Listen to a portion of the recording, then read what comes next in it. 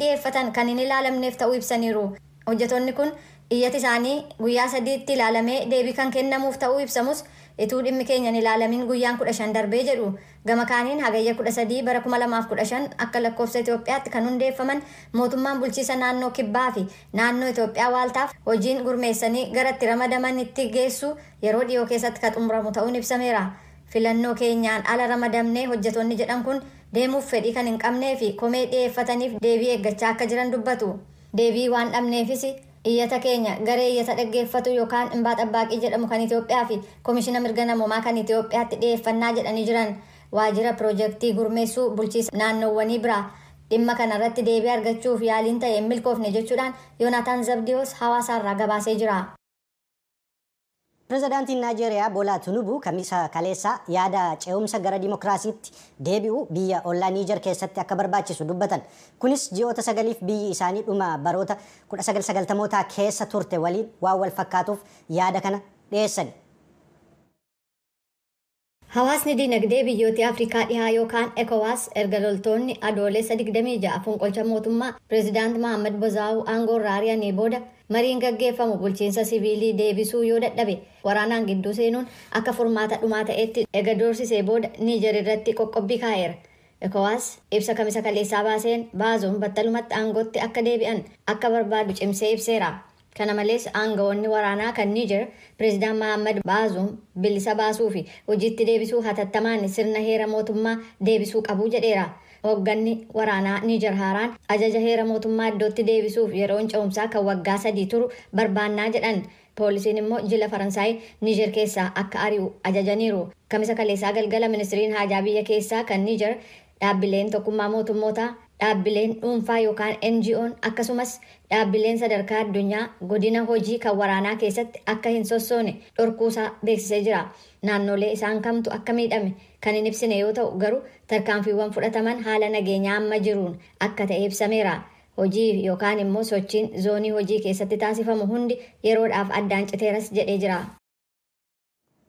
Pirezidaantiin Gaaboon loltoota fincilaniin aangoo irraa kaafamuun isaanii waan haala gaariin qindaa'ee fi komii uummanni mootummaa irratti qabu sababa kan godhate fakkaataa jechuun xiinxaltoonni dubbatanii jiru. Roobii darbee loltoonni Pirezidaant Alii Boongoo kan maatiin isaanii waggoota 15 oliif biyya boba'aan badhaate kana bulchaa turan aangoo irraa buusan. Hooggantoonni fonqolcha mootummaa kun Boongoon bulchiinsa itti gaafatamummaa hin qabne kan biyyattii jeequmsa keessatti galchuudhaaf balaa ta'e jechuudhaan himachuudhaan hidhaa mana keessaatti galchuu isaanii himan.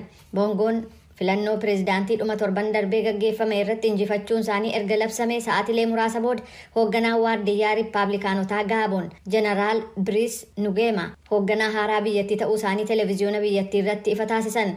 Taajabdoonni akka jedhanitti filannoon gaggeeffame gocha seeraan alaa kan of keessaa qabuu fi ifa galaa hin turre jedhu. Gama biraatiin manni maree nagaaf nageenyaa kan gamtaa Afrikaa kamisa kaleessaa wal ga'uudhaan Gaaboon hanga biyyattii sirna heera mootummaatti deebiftutti sochii gamtaa Afrikaa kan qaamolee dhaabbatichaa fi dhaabbilee jaarmeechaa hundaarraa hatattamaan akka adda cittu beeksiseera. Televiziyoonni mootummaa akka labseetti hoogganaa waraanaa haaraa aangoo qabatan fulbaana 4 jechuun wiixata fuullee keenya mana maree heeraa duratti kakatanii aangoo qabachuuf jiru. Magaalaa Johannesburg keessatti ibiddi gamoo abbaa darbii 5 mana jireenyaa seeraan alaaf oolutti qabate. Daa'imman 12 dabalatee namoota 74 ajjeesuu aangawoonni Afrikaa kibbaa kamisa kaleessaa beeksisanii jiru. Ammas jaallanni nutti hima. Waggoota darban keessa addunyaa irratti balaa ibiddaa lubbuu namaa galaafate keessaa tokko ta'e kanaan namoonni biroo 61 madaa'anii hospitaalarraa yaala argachuun isaanii ibsameera. Ulaan sakattaa yookaan bakki eegumsa gamoo sanaa cufamee lafa ture sanatti reeffi namaa tuulamee kan argame yoo ta'u kunis namoonni ibidda jalaa akka miliqne taasiseera jedhu qondaalli tokko. Waaltaa qorannoo reeffaa Johannesburg bulchiinsa Gauteng keessatti itti gaafatamaa akka ta'an Tambalaatu Mipaalsaa akka jedhanitti walumaa galatti reeffi namoota 74 kan argame yoo ta'u 24 dubartoota 40 dhiira 10 immoo beekuu fi haala rakkisaa ta'een akka malee gubataniiru jedhan. Ijoolleen 12 balaa kanaan miidhamuus tuuta oduuf ibsanii jiran. Aangoonni magaalattii akka jedhanitti gamoon bulchiisa magaalattiin qabamee fi tarreeffame kan naannoo diinagdeen gadi aanaa ta'ee fi yakkaan guutame keessatti argamu kan fayyadamuun ega dhaabatee booda gara mana jireenyaa seeraan alatti jijjiiramee ture jedhaniiru. Misaa'elli Raashiyaa naannoo giddugaleessa Yuukireen Vinistiyaa keessatti bakka daldala dhuunfaa tokko rukute namoota 3 madeessuu aangawoonni Yuukireen jimaata har'aa ibsaniiru. Bulchaa akka ta'an Seerii Borzaavoo barreeffama telegiraamii irratti barreessaniin wanti nama dhibu miidhamtoonni jiru lammiiwwan nagaa yookaan siviilota 3 yoo ta'an gargaarsa barbaachisu hundaa isaaniif kennamee jira jedhan qabeenyaa fi konkolaataa irrattis miidhaan ga'uusaa itti dabalanii ibsanii jiru.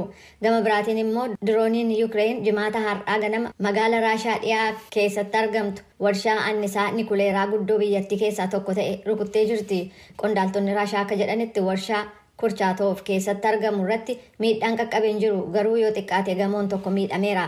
Warshaan nikuleeraa Kursuk warshaa nikuleeraa Chernobyl waliin waan wal fakkaatu kan qabu yoo ta'u Chernobyl bakka balaan nikuleeraa guddaan addunyaa irratti bara 1986tti mudatee fi guutummaa Awurooppaa keessatti qaanqeen nikuleeraa ibsaniiru. Jiraata aanaa darraa magaalaa Gundoo Masqal ta'uu isaanii ibsanii maqaan isaanii akka hin dhaamne kan gaafatan waa'ee haleellaa tibbana raawwatame innaa ibsan. Godina Shawaa Kaabaa aanaa darraa keessatti rakkoo cimaa ture.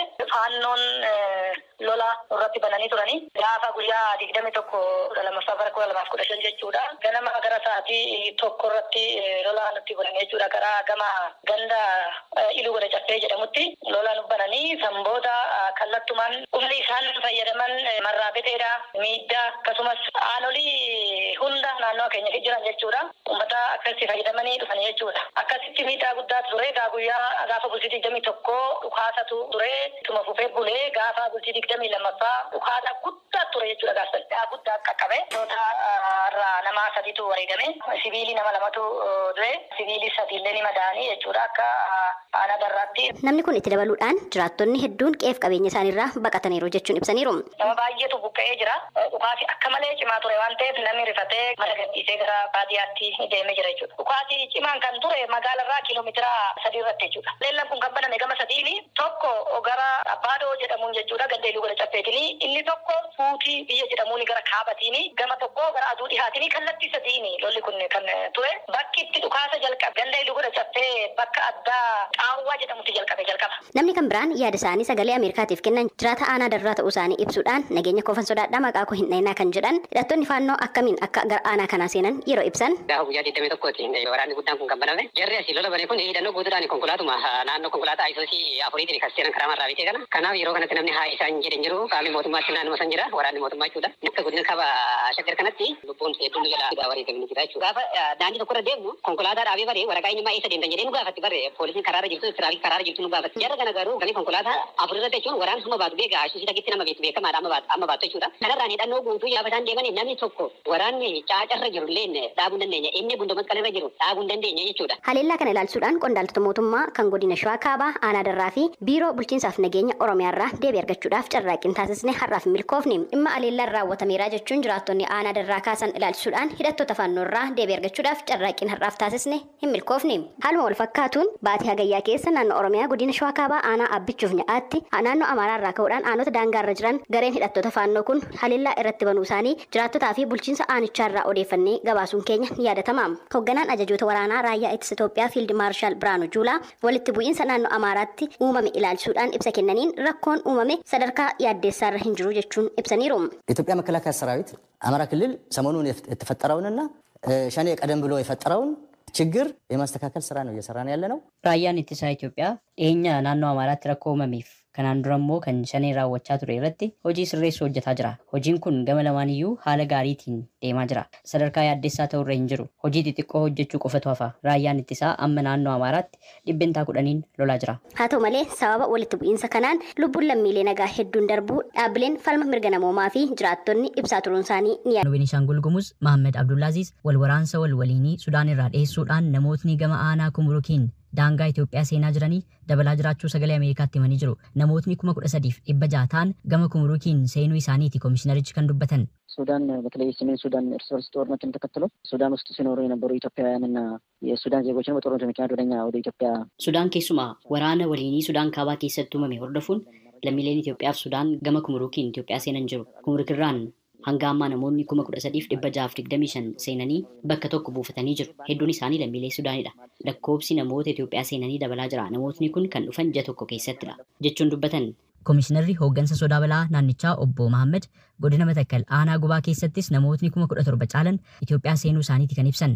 በጉባ በኩል ጉባ ወረዳ መተከል ስር ያለው ህዳሴ ግድብ አካባቢ የሚገነባበት ደግሞ ከ17,000 በላይ የሚሆኑ ኢትዮጵያውያን ገመ ጉባቲን አና ጉባ ጎድነ መተከል ኬሰ ጅሩፍ ሂዲ ሃሩምሳ itti ijaaramaa jirurraan lammiileen seenan 17,000 olidha. Gariin isaanii dhabamuu nagaa waggoota 3-4f naannicha keessa ture dhiyeessanii kan Sudaan turan yommuu ta'u, kanaan dura waliigaltee mootummaan naannichaa fi hidhattootni guudeen taasisaniin haalli nagaa fooyyuuf naan seenan. Baay'een isaanii ammoo guutummaatti dhiyeenyuma waraana Sudaan jalaa dhiyeessuudhaaf kan dhufanidha jechuun dubbatan.